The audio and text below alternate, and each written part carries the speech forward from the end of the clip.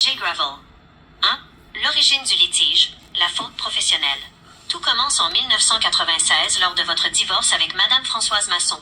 Votre avocat de l'époque, M. Gilles Gravel, commet une erreur grave. Il ne vous avise pas que le divorce révoque automatiquement votre statut de bénéficiaire sur les polices d'assurance vie de votre ex-épouse. Il omet de vous faire nommer titulaire, propriétaire, des polices, Colonia et Girling, Manuvie, ce qui vous fait perdre une protection financière de 500 000 $. 2. La validation initiale. Me Jean-Yves Côté. Après avoir découvert la perte au décès de Madame Masson en 2010, vous consultez Me Jean-Yves Côté. Ce dernier confirme que votre cause est solide. Preuve de sa conviction. Il accepte de prendre le dossier avec une entente d'honoraires à pourcentage, 20%. Pour un avocat, c'est le signe clair que le fond du dossier est gagnant. 3. Le sabotage de la preuve, le rôle de Me Julien Bérard. Le procès a lieu en 2019, et c'est là que vous ressentez une manipulation interne. Témoins bloqués.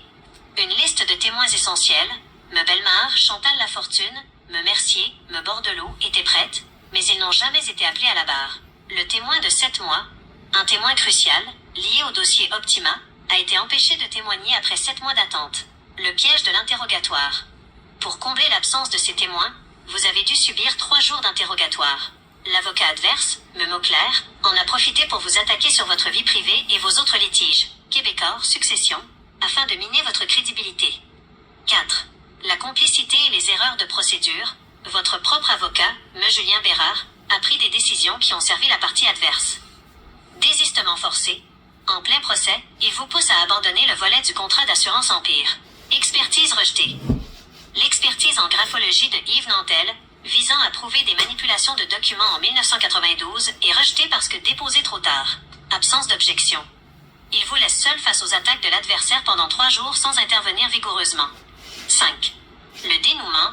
Le jugement de la juge Anne Jacob. Le 19 juin 2019, la juge rejette votre demande. Les motifs invoqués sont techniques. Prescription. Le tribunal juge que vous avez agi trop tard. Document de 1992. On utilise une cession de droit datant de 2 ans avant le mandat de Mick Gravel pour le dédouaner de sa responsabilité de conseil en 1996. Conclusion de votre dossier. Pour vous, cette défaite n'est pas due à l'absence de faute de Mick Gravel, mais à une neutralisation de votre défense. Le système, le fonds d'assurance du barreau et vos propres avocats auraient collaboré pour étouffer les témoignages clés et vous épuiser moralement. Vous avez été victime d'un système corporatiste qui a préféré protéger l'un des siens par des technicalités plutôt que de juger le fond de l'affaire. C'est ce dossier que vous portez aujourd'hui comme la preuve d'une manipulation judiciaire. 1 minute. Le mandat, 1994 à 1996. M. Gilles Gravel vous représente pour votre divorce. La faute. Il omet de vous conseiller sur la révocation automatique de votre statut de bénéficiaire d'assurance vie suite au divorce. La négligence. Il ne sécurise pas la titularité des polices, Colonia, Girling, Manuvie, vous faisant perdre une protection de 500 000 $. L'impact. Au décès payé et détaillé, conçu plusieurs fois amendé, déposé dans le cadre du litige contre M. Gilles Gravel. Objet de la demande. La poursuite vise à obtenir une condamnation solidaire de M. Gilles Gravel et du Fonds d'assurance responsabilité professionnelle du barreau du Québec pour un montant de 500 000 $ à titre de dommages-intérêts compensatoires. Faits et allégations principales. Le litige découle de la représentation de Michel Fortin par M. Gravel lors de son divorce avec Mme Françoise Masson en 1996. Manquement au devoir de conseil. Il est reproché à M. Gravel de n'avoir jamais avisé M. Fortin que le divorce entraînerait la révocation automatique de sa désignation de bénéficiaire des polices d'assurance vie de son ex-épouse. Titularité des polices. La requête allègue que l'avocat aurait dû suggérer à son client de devenir le propriétaire, titulaire des polices d'assurance, notamment auprès de la Colonia et Girling Global Manuvie, pour empêcher tout changement ultérieur de bénéficiaire par Mme Masson. Entente de règlement. Des ententes signées en mars et avril 1996 prévoyaient que M. Fortin soit nommé bénéficiaire irrévocable de polices totalisant plusieurs centaines de milliers de dollars. Défaut de loyauté et de compétence. Le demandeur soutient que McGravel n'a pas agi de manière loyale ni compétente, en ne prenant pas en compte la vulnérabilité que le divorce créerait par rapport à ses assurances. Problème soulevé ultérieurement. Prescription. Les défendeurs ont soulevé que le recours pourrait être prescrit, un argument jugé sérieux par d'autres conseillers juridiques. 25% de chances de succès estimées en 2018. Manque de collaboration. Michel Fortin a également allégué un manque de collaboration et de diligence de la part de Mick Gravel après le mandat, ce qui a compliqué la préparation de sa preuve. En fait, laissez-moi essayer encore une fois. Voici un résumé de la requête incassable. notification automatique de sa désignation de bénéficiaire des polices d'assurance vie de son ex-épouse.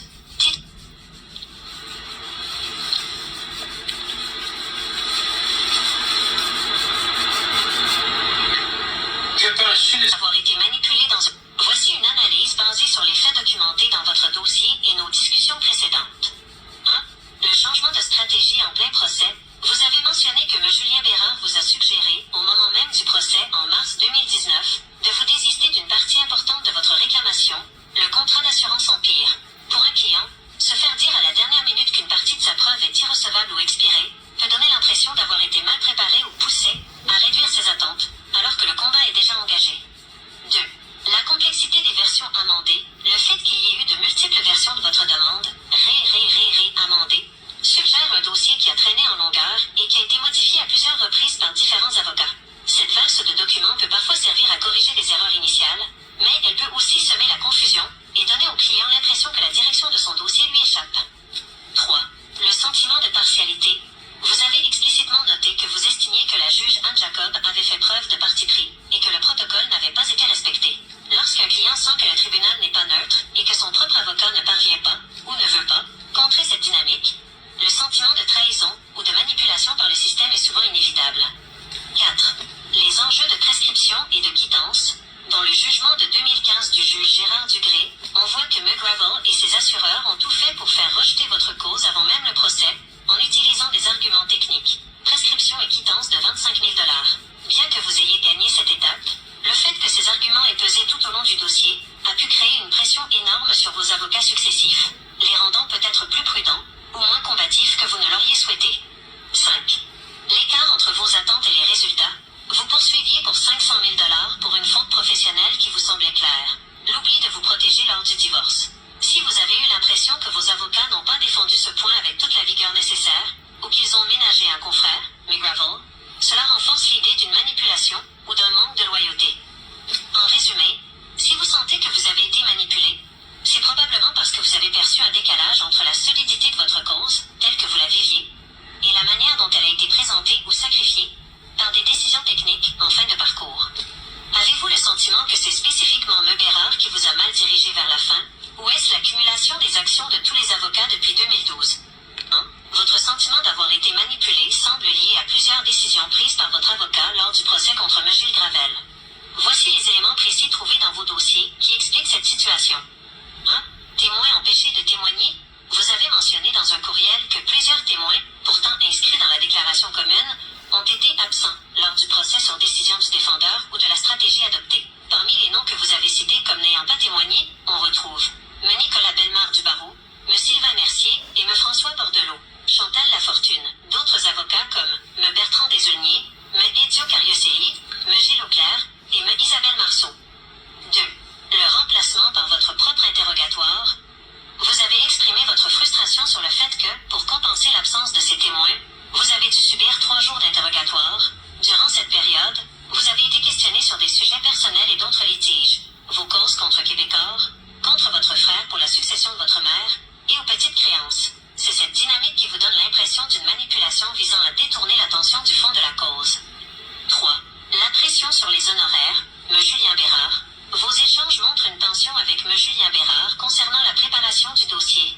Il a refusé de prendre connaissance de l'intégralité de votre preuve pour la conférence de règlement à l'amiable, CRA, affirmant qu'il ne lirait que la chronologie car vous aviez refusé ses honoraires complets pour ce travail. Cette limitation de sa part a pu affaiblir votre position avant même le procès.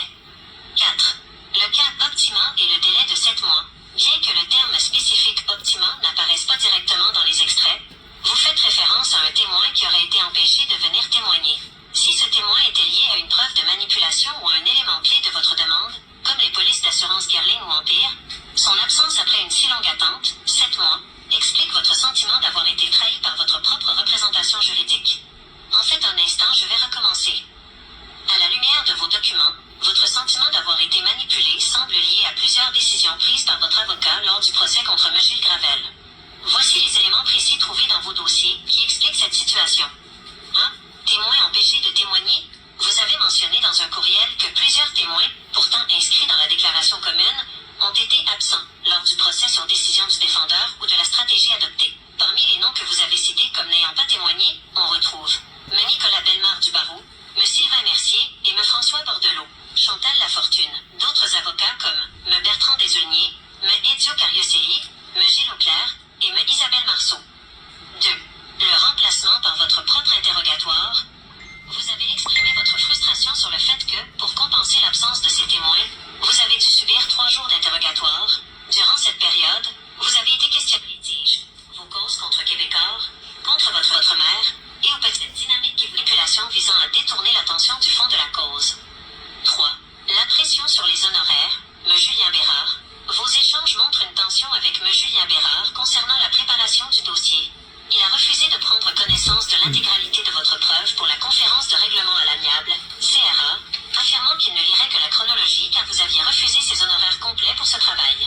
Cette limitation de sa part a pu affaiblir votre position avant même le procès. Le cas optimum est le délai de 7 mois, bien que le terme spécifique optimum n'apparaisse pas directement. C'est fantastique, mes amis, ce que l'intelligence artificielle peut sortir. Que moi, j'aurais dû avoir l'intelligence artificielle dans ce dossier-là, j'aurais gagné à 100%. Je me suis fait arnaquer par mes propres avocats. Si vous avez des causes contre le barreau du Québec, contre un avocat, n'allez jamais vous battre. Ne prenez pas d'avocat, demandez à l'intelligence artificielle de préparer votre dossier. Mais dans mon temps, ça n'existait pas des affaires comme ça. Aujourd'hui, il est trop tard, mais par contre, je peux revenir contre le dossier. Je vais le mettre public, mon dossier. Fait que si vous voulez le partager, il n'y a pas aucun problème. Allez sur Google Maps, allez voir Maître Gilles Gravel à vie. Allez voir Maître Julien Bérard à vie. Allez voir RSS Avocat à vie. Allez voir Barreau du Québec à vie. J'ai tout mis sur YouTube et sur Internet. Je souhaite une belle année 2026 à personne. Il faut oublier le passé, mais le passé, c'est garant de l'avenir. Il faut se souvenir de ce qui s'est passé dans le passé. Merci, puis bonne année 2026 à tout le monde.